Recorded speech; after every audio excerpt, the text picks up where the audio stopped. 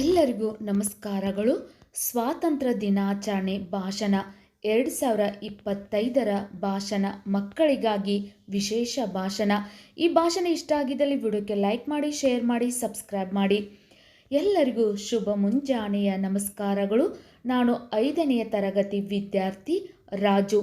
ಇಂದು ನಾನು ಸ್ವಾತಂತ್ರ್ಯ ದಿನಾಚರಣೆಯ ಬಗ್ಗೆ 2 ಮಾತುಗಳನ್ನು ಮಾತನಾಡುತ್ತೇನೆ. ಸ್ವಾತಂತ್ರ್ಯ ದಿನಾಚರಣೆ ಇದು ಒಂದು ರಾಷ್ಟ್ರೀಯ ಹಬ್ಬವಾಗಿದೆ ಹಾಗೂ ಇದು ಒಂದು ಮಹತ್ವದ ಹಬ್ಬವಾಗಿದೆ.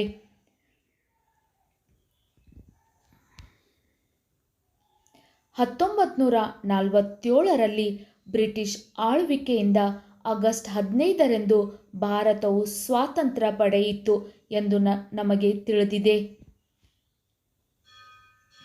ಇದು ಅನೇಕ ಸ್ವಾತಂತ್ರ್ಯ ಹೋರಾಟಗಾರರ ಜೀವನ ಮತ್ತು 1857ರಿಂದ 1947ರವರೆಗೆ ಹಲವಾರು ದಶಕಗಳ ಹೋರಾಟದ ತ್ಯಾಗವನ್ನು ತೆಗೆದುಕೊಂಡಿತ್ತು.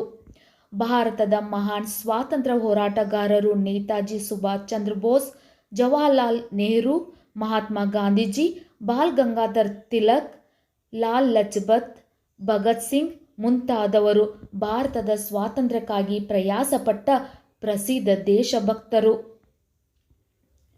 ಭಾರತದ ಮಹಾನ್ ಸ್ವಾತಂತ್ರ್ಯ ಹೋರಾಟಗಾರರು ನೇತಾಜಿ ಸುಭಾಷ್ ಚಂದ್ರ ಬೋಸ್, ಜವಾಹರ್ಲಾಲ್ ನೆಹರು, ಮಹಾತ್ಮ ಗಾಂಧೀಜಿ, ಬಾಲ್ ಗಂಗಾಧರ್ ತಿಲಕ್, ಲಾಲ್ ಲಜಪತ್ ಭಗತ್ ಸಿಂಗ್ ಹೀಗೆ ಅನೇಕ ಹೋರಾಟಗಾರರು.